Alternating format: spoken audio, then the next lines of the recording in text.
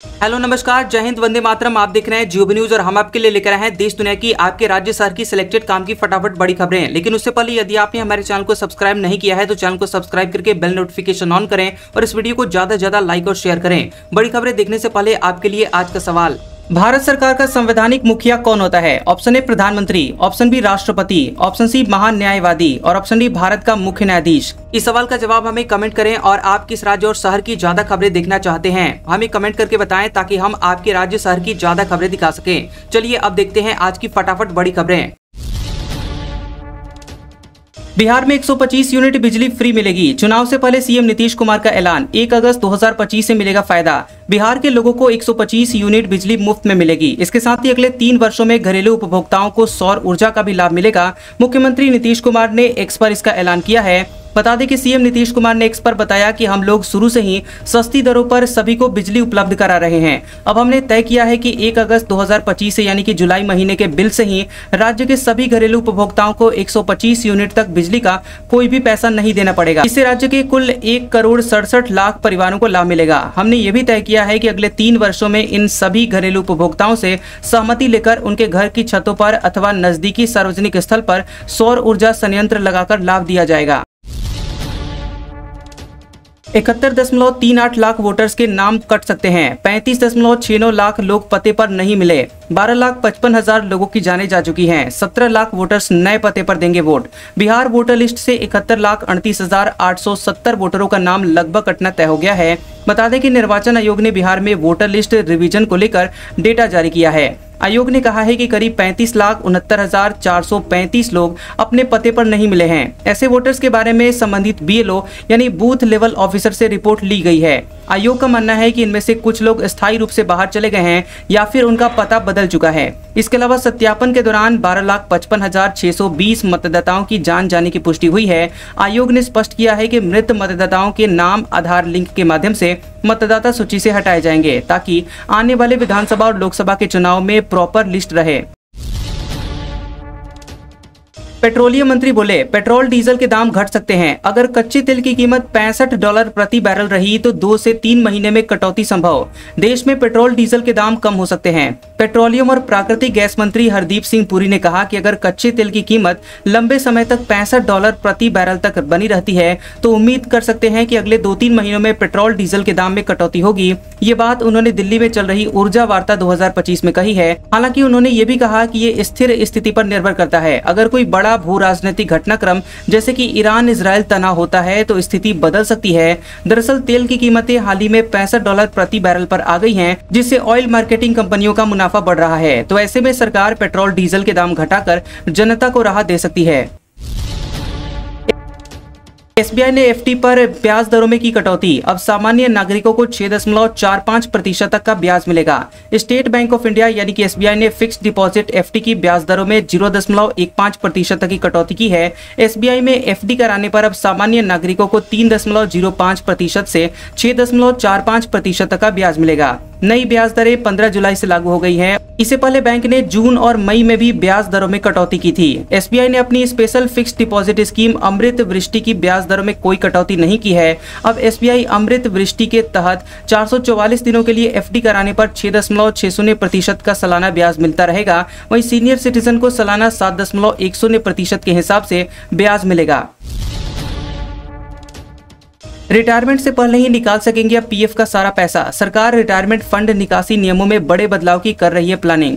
Salaried कर्मचारी जल्द ही retirement से पहले अपने पीएफ रिटायरमेंट फंड से पूरा पैसा या फिर उसका बड़ा हिस्सा निकाल सकेंगे। केंद्र सरकार पीएफ निकासी के नियमों में बड़ा बदलाव करने की प्लानिंग कर रही है। मनी कंट्रोल की रिपोर्ट के मुताबिक नए नियम लागू होने के बाद अब 10 साल में कर्मचारी अपने पीएफ का बड़ा हिस्सा निकाल सकेंगे। वर्तमान नियमों में ईपीएफ का पूरा पैसा सिर्फ रिटायरमेंट या फिर 2 महीने तक बेरोजगार रहने के बाद ही निकाला जा सकता है। अगर नया प्रस्ताव लागू हो जाता है तो आप हर 10 साल में एक बार अपने पीएफ रिटायरमेंट का फंड का बड़ा हिस्सा संभावित 60% या फिर उससे ज्यादा निकाल सकते हैं। इससे लोग अपनी मर्जी से 30-40 वर्ष या फिर नौकरी के मध्यवर्ती पड़ाव में भी पीएफ फंड का इस्तेमाल बड़ी जरूरतों के लिए कर पाएंगे। दिल्ली में आम आदमी पार्टी पर एक और घोटाला करने का आरोप। भाजपा बोली प्रतिभा विकास योजना में 145 करोड़ रुपए का स्कैम, एलजी ने जांच के आदेश दिए। दिल्ली की भाजपा सरकार ने पूर्ववर्ती आम आदमी पार्टी की सरकार पर कोविड काल के दौरान एक और गंभीर घोटाले का आरोप लगाया है। भाजपा ने बाबा साहेब अम्बेडकर के नाम पर चलाई गई जय भीम मुख्यमंत्री प्रतिभा विकास योजना में कथित रूप से 145 करोड़ रुपए के घोटाले का दावा किया है। मुख्यमंत्री रेखा गुप्ता की सिफारिश पर एलजी वीके सक्सेना ने एंटी करप्शन ब्रांच यानी एसीबी को जांच के आदेश दिए हैं। मुख्यमंत्री रेखा गुप्ता ने सोशल मीडिया प्लेटफॉर्म एक्स पर लिखा कि वर्ष 2020-21 में आम आदमी पार्टी की सरकार द्वारा चलाई जा रही जय भीम मुख्यमंत्री प्रतिभा विकास योजना में गंभीर वित्तीय अनियमितताएं सामने आई हैं। छांगुर बाबा के 14 ठिकानों पर ईडी की रेड। सुबह 5 बजे बलरामपुर और मुंबई पहुंची टीमें। 100 करोड़ की फंडिंग का मामला। यूपी में धर्मांतरण के मास्टरमाइंड छांगुर बाबा उर्फ जलालुद्दीन के ठिकानों पर ईडी की रेड हुई है। बता दें कि गुरुवार सुबह 5 बजे से बलरामपुर के 12 ठिकानों और मुंबई के 2 ठिकानों पर छापेमारी की गई। सूत्रों के मुताबिक 100 करोड़ रुपए की फंडिंग के मामले में ईडी ने ये कार्रवाई की है। दरअसल यूपी एटीएस को छांगुर बाबा गिरोह के हवाला नेटवर्क, संदिग्ध बैंक ट्रांजैक्शन और विदेशी फंडिंग के कई सुराग हाथ लगे थे और इस संबंध में एटीएस ने ईडी को दस्तावेज सौंपे थे। इसके बाद ईडी ने ये एक्शन लिया है। Gurugram land deal, Robert Vadra के खिलाफ चार्जशीट दायर। पहली बार ईडी ने औपचारिक आरोपी बनाया। 7.5 करोड़ रुपए में जमीन ली, 58 करोड़ में बेची। हरियाणा के गुरुग्राम की लैंड डील केस में एनफोर्समेंट डायरेक्टरेट यानी ईडी ने बिजनेसमैन और कांग्रेस सांसद प्रियंका गांधी वाड्रा के पति रॉबर्ट वाड्रा के खिलाफ चार्जशीट पेश की है। ये चार्जशीट लैंड डील से जुड़े हुए मनी लॉन्ड्रिंग केस में पेश की गई है।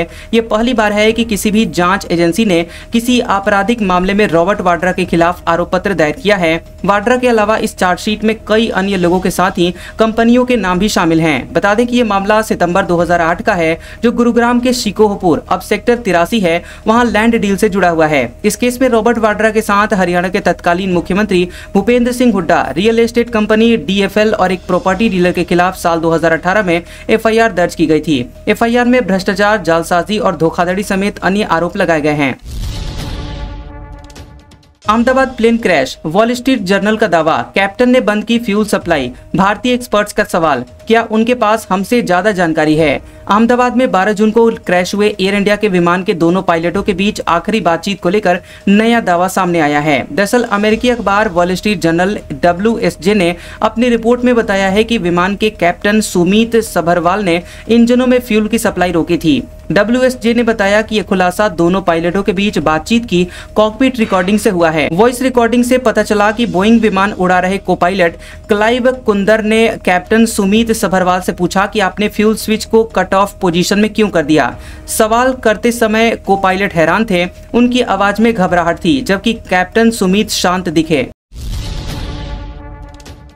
इमरान खान बोले, मुझे कुछ हुआ तो आसिम मुनीर जिम्मेदार, मेरी बीवी के साथ भी बुरा बर्ताव। रिहाई के लिए 5 अगस्त से देश भर में प्रदर्शन। पाकिस्तान के पूर्व प्रधानमंत्री इमरान खान ने कहा कि अगर उन्हें कुछ हुआ तो इसके लिए जिम्मेदार सेना प्रमुख आसिम मुनीर होंगे। इमरान खान की पार्टी पाकिस्तान तहरीक इंसाफ PTI के मुताबिक इमरान खान ने कहा कि हाल ही के दिनों में जेल में उनके और उनकी पत्नी बुशरा बीबी के साथ बुरा व्यवहार किया गया। उन्होंने बताया कि उनकी पत्नी के सेल में टेलीविजन भी बंद कर दिया गया और कैदियों के बुनियादी मानवाधिकार नहीं दिए जा रहे हैं। इमरान ने पाकिस्तानी जनता से इस खराब व्यवस्था का विरोध करने की अपील की है। PTI 5 अगस्त से इमरान खान की रिहाई के लिए प्रदर्शन करने की तैयारी कर रही है। मीडिया रिपोर्ट्स के मुताबिक इमरान खान के 2 बेटे इस प्रदर्शन में खास भूमिका निभा सकते हैं और ये दोनों लंदन में रहते हैं। छत्तीसगढ़ के 50% बच्चे नहीं जानते 10 तक का पहाड़ा। 45% को घटते बढ़ते क्रम नहीं मालूम। शहरी स्टूडेंट लैंग्वेज में कमजोर। देश के लो परफॉर्मिंग जिले में रायपुर 26वां। छत्तीसगढ़ के 50% से ज्यादा छात्रों को 2 से 10 तक का पहाड़ा याद नहीं है। तीसरी कक्षा में पढ़ने वाले 45% बच्चे 99 तक की संख्या को बढ़ते और निचले क्रम में अरेंज नहीं कर पाते। SC ग्रुप के बच्चे बाकी अन्य ग्रुप्स की तुलना में लैंग्वेज, मैथ्स और अपने इर्द गिर्द की दुनिया को समझ पाने में कमजोर हैं। गांव के बच्चे भाषाई तौर पर शहरी स्टूडेंट से ज्यादा मजबूत हैं, कैलकुलेशन भी ज्यादा तेज करते हैं। इतना ही नहीं, अपनी आसपास की दुनिया के बारे में भी ज्यादा जानते हैं और इसी तरह सरकारी स्कूल के बच्चे भी इन सब्जेक्ट्स में प्राइवेट स्कूलों से आगे हैं। ये खुलासा मिनिस्ट्री ऑफ एजुकेशन की ओर से जारी किए गए रिपोर्ट परख में हुआ है। ये देश भर के तीसरी, छठवीं और 9वीं कक्षा में पढ़ रहे बच्चों की एजुकेशन असेसमेंट रिपोर्ट है। प्रदेश के लिए चिंताजनक बात यह है कि रिपोर्ट के मुताबिक रायपुर क्लास 3 की टॉप 50 लो परफॉर्मिंग सिटी में 26वें नंबर पर है। छत्तीसगढ़ में सड़कों पर मवेशी, 5 साल में 166 हादसे, 43 की जान गई। हाईकोर्ट ने सरकार से पूछा, कैसे हटाओगे, बताओ। हकीकत, हर सड़क पर मवेशी छोड़ रहे हैं मालिक। बिलासपुर में रतनपुर केंदा सड़क पर 13 मवेशियों की तेज रफ्तार हाईवा से कुचलकर मौत के मामले पर हाईकोर्ट ने संज्ञान लिया। चीफ जस्टिस रमेश सिन्हा ने स्पेशल डिवीजन बेंच गठित कर मामले की सुनवाई की है।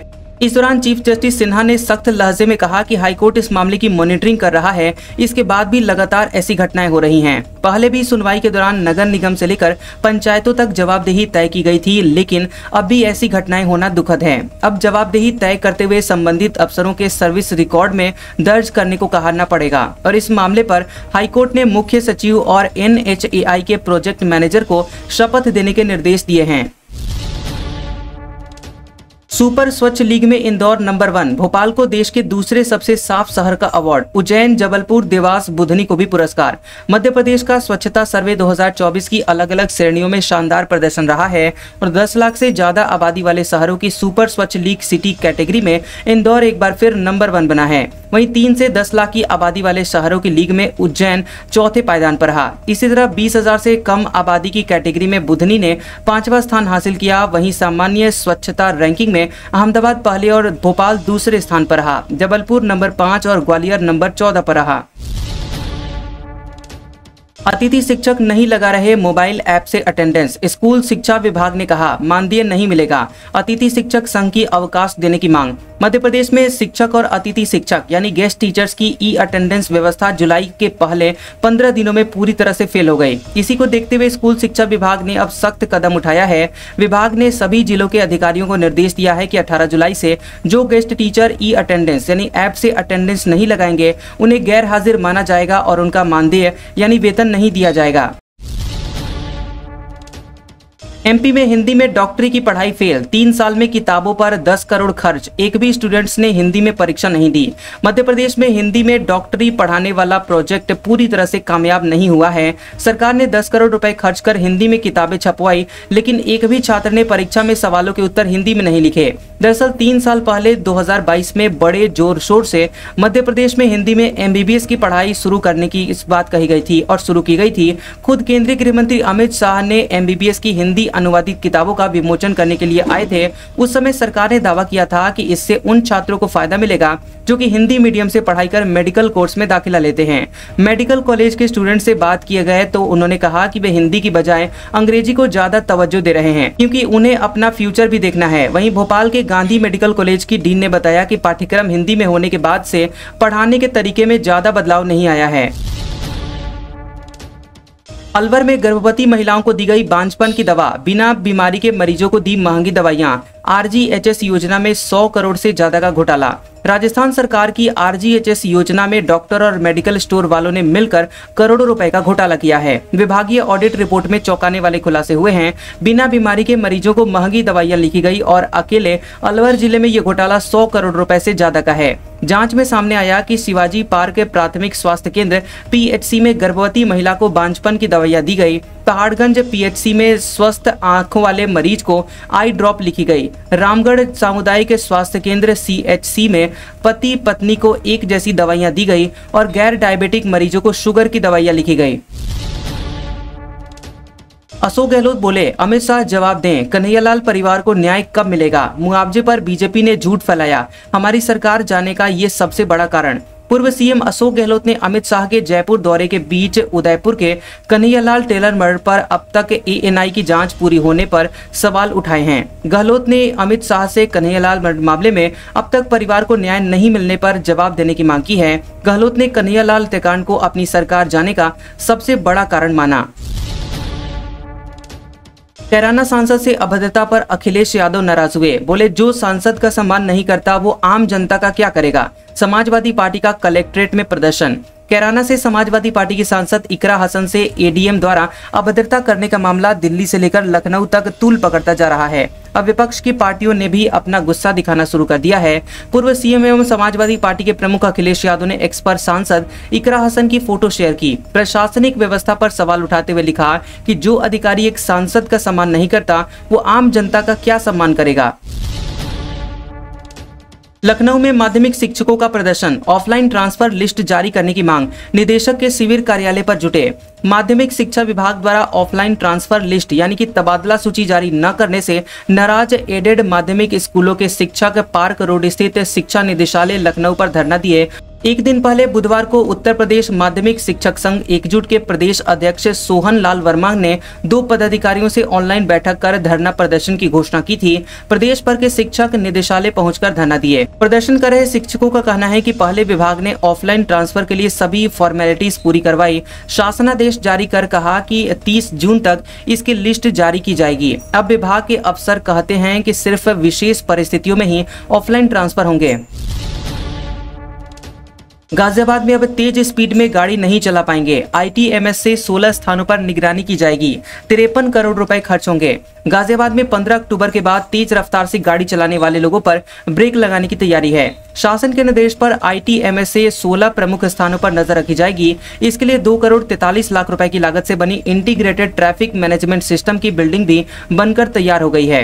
नगर आयुक्त विक्रमादित्य मलिक ने बताया कि स्मार्ट सिटी के तहत इस प्रोजेक्ट को रफ्तार दी जा रही है और वहीं एडिशनल पुलिस कमिश्नर आलोक प्रियदर्शी का कहना है कि इससे सड़क हादसों में भी कमी आएगी। पीके का दावा, हम आए तो शराबबंदी हटेगी। खान सर ने कहा, शर्म आनी चाहिए, अपने बेटों को शराब पिलाओगे। लोग बोले शराबबंदी कभी ना हटे। बिहार चुनाव से पहले शराबबंदी पर एक बार फिर से राजनीतिक बहस छिड़ गई है। चुनावी रणनीतिकार से जनसुराज पार्टी बनाकर नेता बने प्रशांत किशोर प्रदेश की 243 सीटों पर चुनाव लड़ने का दावा कर रहे हैं। पीके का दावा है कि उनकी सरकार बनने के 1 घंटे के बाद ही शराबबंदी कानून को हटा लिया जाएगा। वहीं भोजपुरी स्टार पवन सिंह ने बिहार में शराबबंदी को फेल बताया और कहा कि यह फैसला सही नहीं है, इससे काफी नुकसान हुआ है। इस बयानबाजी के बीच फेमस शिक्षक खान सर ने शराबबंदी हटाने वाले बयान को बेशर्मी वाली बात बताई। खान सर ने प्रशांत किशोर का नाम लिए बिना कहा कि जो भी लोग ऐसा कह रहे हैं वो बहुत ही ऊटपटांग बोल रहे हैं। एक मुख्यमंत्री एक राज्य का गार्जियन होता है, उनकी बातों को आप कैसे काट सकते हैं। आज का सुविचार, निंदा से घबराकर अपने तय लक्ष्य को कभी भी न छोड़ें, क्योंकि लक्ष्य को हासिल करते ही निंदा करने वालों की राय अक्सर बदल जाती है। कैसा लगा ये वीडियो हमें कमेंट सेक्शन में जरूर बताएं। वीडियो पसंद आया हो तो वीडियो को लाइक और शेयर करें और ऐसी इंटरेस्टिंग वीडियोस देखने के लिए हमारे चैनल जियोबी न्यूज को सब्सक्राइब करें और बेल आइकॉन को दबाएं। और हमारे ओल्ड और लेटेस्ट वीडियोस देखने के लिए हमारे प्लेलिस्ट और कम्युनिटी टैब को जरूर चेक करें। तो मिलते हैं अगले वीडियो में, तब तक के लिए आपका शुक्रिया।